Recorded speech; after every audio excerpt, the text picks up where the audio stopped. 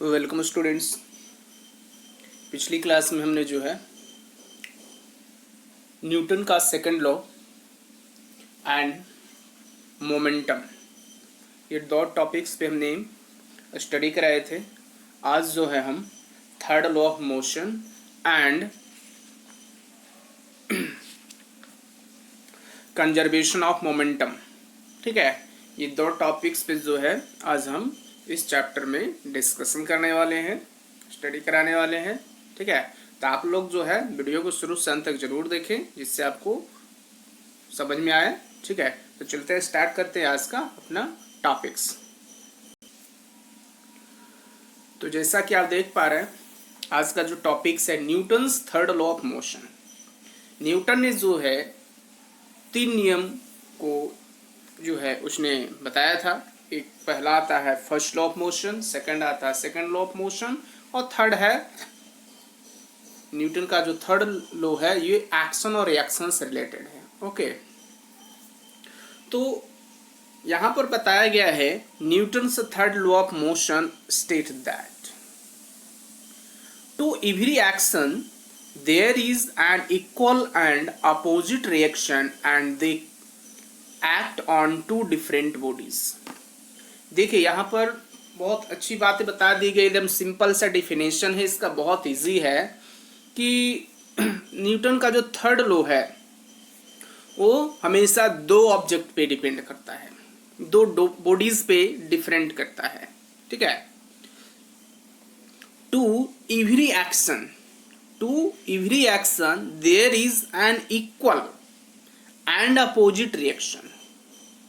Equal रहेगा लेकिन reaction क्या रहेगा, अपोजिट रहेगा। ठीक है, and they act on two different bodies. जब दो ऑब्जेक्ट जो होगा, ठीक है,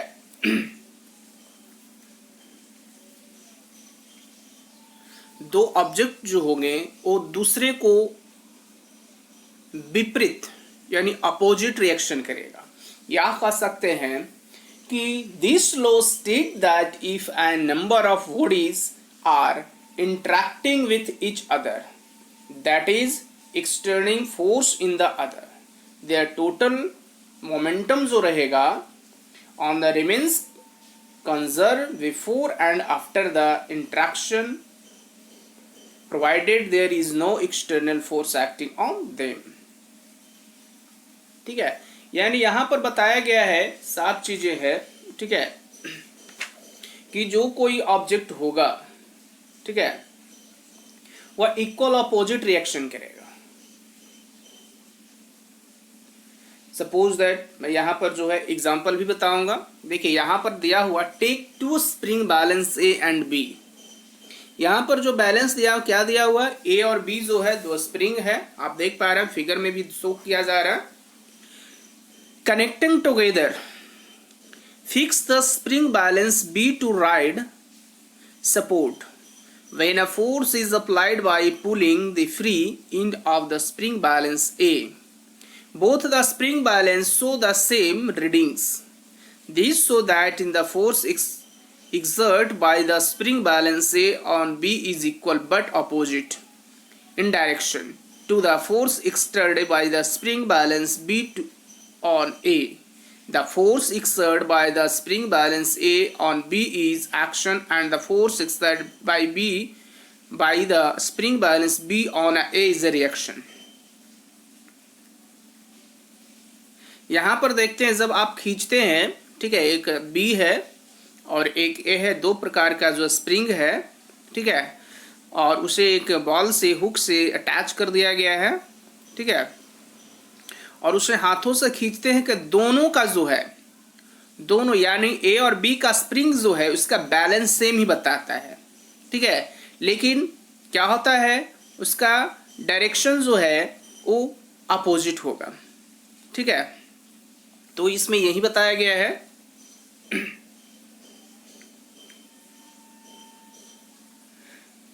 क्या कह सकते हैं यहाँ पे, चलिए आगे भी समझा देते हैं इसको एग्जाम्पल के थ्रू। तो example of action and reaction, example जो होती है एक्शन और रिएक्शन का एग्जाम्पल्स होता क्या है, तो देखिए बहुत सिंपल्स है। आप यहाँ देख पा रहे हैं ऑप्शन 1 है, ऑप्शन 1 बोला गया है When a bullet is fired from the gun, it exerts in the forward force action on the bullet and the bullet exerts on the equal and opposite force on the gun reaction and the gun recoils. देखिए यहाँ पर बताया गया है, आप अच्छी तरह समझना यहाँ पर है कि जब बुलेट फायर करता है फ्रॉम अ गन से तो it exert the forward force, वहां पर एक फोर्स फॉरवर्ड होता है जो एक्शन कहलाता है। एक्शन क्या करेगा कि बुलेट को जो है आगे की ओर मोशन में करेगा on the bullet and the bullet exert the equal, ठीक है। लेकिन वो बुलेट जब आगे की ओर मोशन में मूव करेगा तो बुलेट जो है उस गन पर भी एक फोर्स अप्लाई करता है, opposite force on the gun जो रिएक्शन कहलाएगा एंड द गन रिकॉइल, ठीक है। आप यहां पर देख सकते हैं recoil force of the gun, जिसके कारण जो है गन क्या करेगा, वो पीछे की ओर धक्का देगा, ठीक है। और बुलेट क्या होगा, बुलेट जब आगे की ओर जाती है तो गन पीछे का रिकॉइल करता है। ओके, यहां पर लिखा गया accelerating force on the bullet action, और पीछे की ओर जब गन रिकॉइल किया तो क्या हो गया, रिएक्शन। ओके, सेकेंड पॉइंट में देख रहे हैं when a sailor jumps but in the boat the exert the backward force on the boat जो एक्शन होगा and the boat exert in the equal and opposite force on the sailor जो reaction होगा and the sailor jump forward. देखिए जब यहाँ पर एक बालक है, एक जो है बॉयज है, बॉय क्या कर रहा है कि नाव पर से जंप करके जाना चाह रहा है अपने साइड की ओर, तो जब ठीक है वह जो है फॉरवर्ड फोर्स करता है नाव पे, ठीक है, नाव पर से जो है बोट पर से जंप करता है तो वहां पर क्या होती है, जंप जैसे ही करता है तो पहले जो है, ठीक है, पहले क्या करता हुआ बोट जो आपका बॉय है वह बोट पे फोर्स अप्लाई करता है, तो फोर्स अप्लाई के करने के कारण जो है, ठीक है, वह बॉयज जो है आगे की ओर मूव करता है, ठीक है।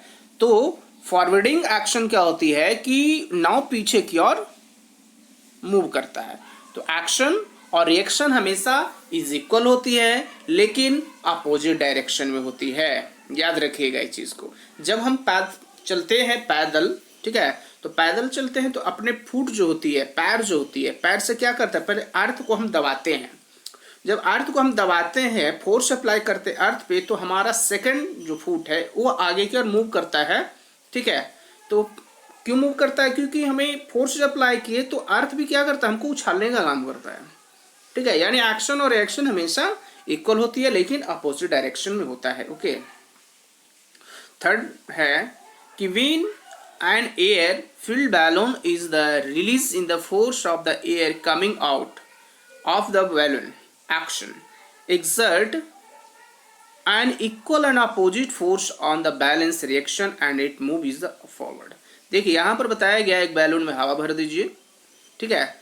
जब हवा भरते हैं तो देखते क्या है कि अचानक जैसे ही हवा निकलता है, ठीक है, अचानक जैसे ही हवा निकलती है तो बैलून क्या करता है, वो आगे की ओर, ठीक है, फोर्स आगे की ओर, यानी हवा इधर से अगर निकल रही है, हवा इसमें से निकल रही है, ठीक है, तो अगर ये तेजी से हवा यहां से निकलेगा तो ये आगे की ओर मूव करेगा, ठीक है। तो ये आपका यही बताया गया है कि when air fill balance in the release in the force of the air coming out of the balloon जो एक्शन कहलाएगा and exert of the equal and opposite force on the balloon reaction it is the moving forward, जिसके कारण वो forward होता है। Fourth point में आप देख पा रहे हैं when in the rocket, rocket भी देखिए एक्शन रिएक्शन पर भी ये इसका वर्किंग होती है। तो when a rocket is fired in the force of the burning gases coming out action exert of the equal and opposite force on the rocket reaction and the move forward, ठीक है। इसमें क्या होती है कि जब यहाँ से गैस रिलीज होती है, ठीक है, हैवी फॉर्म में जब यहाँ से गैस रिलीज होती है नीचे से तो एक फोर्स नीचे की ओर लग रहा है जिसके कारण ये ऊपर की ओर फॉरवर्ड होता है। ओके, ठीक है, समझ में आ रही है ना। तो यही थर्ड लॉ में यही एक्शन और रिएक्शन होती है लेकिन अपोजिट डायरेक्शन में होती है और अपोजिट फोर्स में होती है, लेकिन फोर्स हमेशा इज इक्वल रहेगा। ओके, उसके बाद का टॉपिक है, जो लास्ट टॉपिक है इस चैप्टर का, conservation of momentum. Conservation of momentum, तो देखिए ये लो इम्पोर्टेंस है, जितने भी यहाँ पर हम बता रहे हैं सभी का सभी महत्वपूर्ण है एग्जाम के लिए, कि the law of conservation of momentum state that the sum of momenta of the two bodies before collision is equal to the sum of momenta after collision provided there is no unbalanced force acting on them. This means that in the total momentum of the two bodies is unchanged or conserved by collision. देखिए यहाँ पर बताया गया है कि sum of the momenta, ठीक है, of two bodies before collision, यानी कॉलिजन टकराने से पहले इज इक्वल होता है दोनों का। The sum of the momenta after collision, टकराने के बाद collision provided in the no unbalance force acting them. This means that in the total momentum of the two bodies is unchanged of conserve by the action. लेकिन जो है वह उसमें जो है मोमेंटा जो है हमेशा कंजर्व होता है। If two bodies balls A and B, मान लिया कि दो बॉल है ए और बी, अब mass A M A and M B, दोनों का मास क्या है, फर्स्ट का एम ए है जो यहाँ पर शो किया जा रहा है, देखिए क्या है इसका मास एम ए है, दूसरा का क्या है एम बी है। ऑब्जेक्ट क्या है, एक ए है तो दूसरा क्या है बी है। तो ए के लिए जो है इनिशियल वेलोसिटी यू ए है और फाइनल वेलोसिटी, ठीक है, बी के लिए इनिशियल वेलोसिटी जो है इनिशियल वेलोसिटी यू बी है, ठीक है। तो चलेंगे यहाँ पर हम बताएंगे कि if two balls A and B of masses M A and M B are travelling in the straight line with the initial velocity U A and U B, इसमें बताया गया दो बॉल्स है ए और बी है, तो ए का मास जो है एम ए है और बी का मास एम बी है, दोनों ट्रैवलिंग एक स्ट्रेट लाइन में करता है, तो उसका इनिशियल वेलोसिटी यू ए है और इनिशियल वेलोसिटी बॉल का जो है यू बी है। तो and if UA greater than of UB, the two balls will collide with each other during collision of time t। कहा गया है कि दोनों चल रहे हैं एक ही स्ट्रेट पथ पे और t टाइम में दोनों कोलाइज कर जाते हैं, ठीक है, कोलिजन होता है, दोनों टकराते हैं आपस में, ठीक है, एक टाइम के बाद जो है दोनों क्या करते हैं आपस में टकरा जाते हैं दोनों बॉल्स। ओके, तो during collision at a time T ball A exert a force F A B, तो ए क्या करता है, फोर्स अप्लाई करता F A B on the ball, B apply जो करता है वह बी ए जो है बी पर करता है तो क्या बनाता है एफ, ठीक है,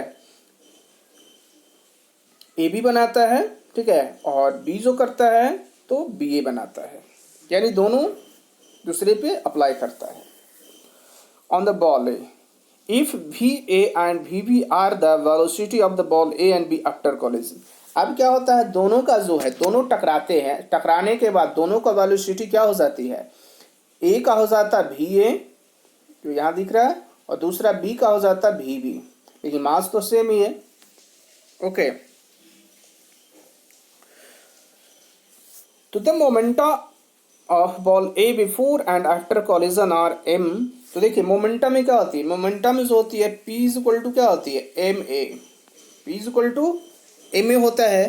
तो यहाँ पर देखिए sorry P is equal to में नहीं होता है, P is equal to M भी होता है, P is equal to M भी। तो यहाँ पर आप शो करिए कि अगर हम फर्स्ट इनिशियल का फाइंड करते हैं तो क्या हो जाएगा एम यू ए होगा ना, चलिए आगे हम दिखाएंगे।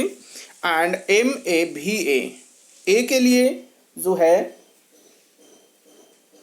आफ्टर कॉलिजन और बिफोर कॉलिजन, बिफोर कॉलिजन में है एम ए यू ए और आफ्टर में है एम ए भी ए, एंड द बी के लिए है M B U B and M B भी भी होगा। ओके, अब चलते हैं इसका हम मैथमेटिकल कैलकुलेशन को शो करते हैं। Change the momentum of the ball A during collision, तो जो है दोनों change in momenta of ball A during collision, जब दोनों टकराते हैं उस समय का जो है मोमेंटा क्या होगा, तो एम ए आप देख सकते हैं लिखा हुआ एम ए भी ए यानी दोनों इनटू में है माइनस एम ए यू ए।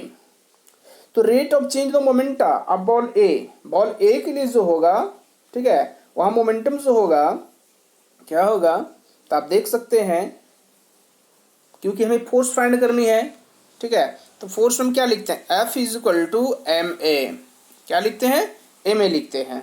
यहाँ रेट ऑफ चेंज हो रही है ना, क्या हो रही है, चेंज, तो F A B is equal to, देखिए यहाँ पर लिखा हुआ है एम ए, ठीक है,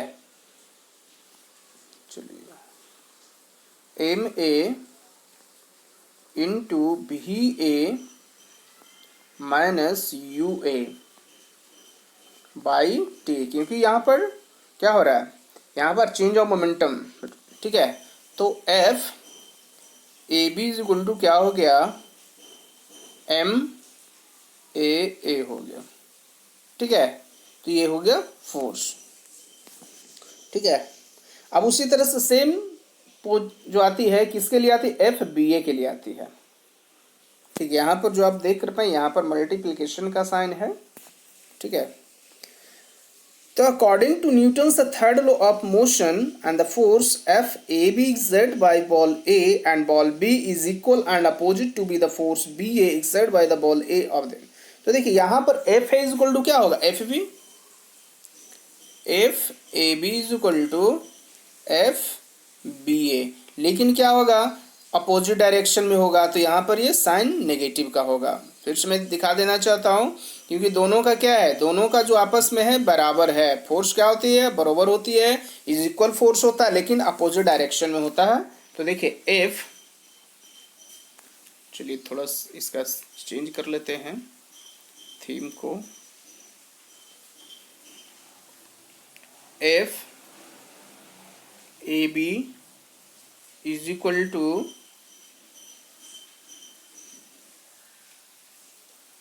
एफ बी ए, लेकिन नेगेटिव होगा, क्या होगा, नेगेटिव होगा। देखिए तो यहाँ पर लिखा हुआ है ना, F A B is equal to minus F B A, okay. तो दोनों का फोर्स यहाँ पर हम लिखेंगे, ठीक है। तो देखिए यहाँ पर क्या हो जाएगा,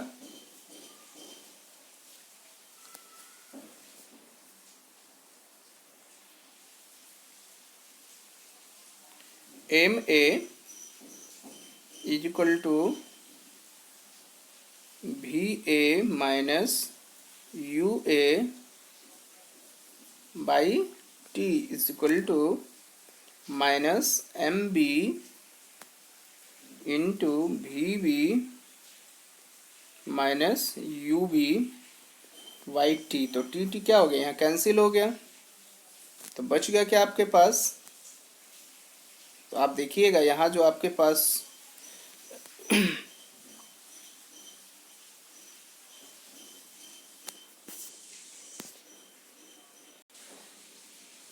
चलिए थोड़ा फिर से बता देते हैं, थोड़ा सा यहाँ पर जो है एफ ए, देखिए तो आपने पहले ये देखिए कि एफ ए बी का वैल्यू क्या था, तो एफ जो है ए बी का जो वैल्यू था एम ए इंटू भी A minus U A by T, तो ये हम पुट करेंगे। तो चलिए हम पुट कर देते हैं,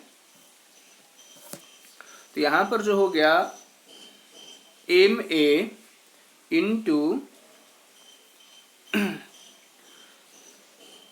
भी A minus U A by T is equal to minus M B into V B minus U B by हो जाएगा टी। तो टी से टी क्या हो गया, कैंसिल हो गया, बच गया क्या आपके पास एम ए इंटू भी A minus U A is equal to minus M B into V B minus U B, ठीक है। तो इस तरह से यहाँ पर जब आप देखिएगा तो यहाँ पर पूरा कैलकुलेशन आपको फाइंड होकर मिल जाएगा, ठीक है। यहाँ पर आप देख पा रहे हैं कैलकुलेशन किया गया है, तो यहाँ से क्रॉस मल्टीप्लिकेशन होगा, तो एम ए भी minus M A U A is equal to minus M B V B plus ये हो जाएगा। तो यहाँ पर जो है ट्रांसफॉर्मेशन कर लीजिए। ट्रांसफॉर्मेशन इन सेंस कहें तो u वाला सबको एक जगह, v वाला सबको एक जगह कर लीजिए। तो आपको जो मोमेंटम मिलेगा वो क्या मिलेगा, ये देखिए, ये आपको मोमेंटम में मिलेगा M A U A plus M B U B is equal to M A V A plus M B V B. ठीक है, ये आपको यहाँ पे शो किया जाएगा। ओके, तो momentum of the two bodies before collision is equal to the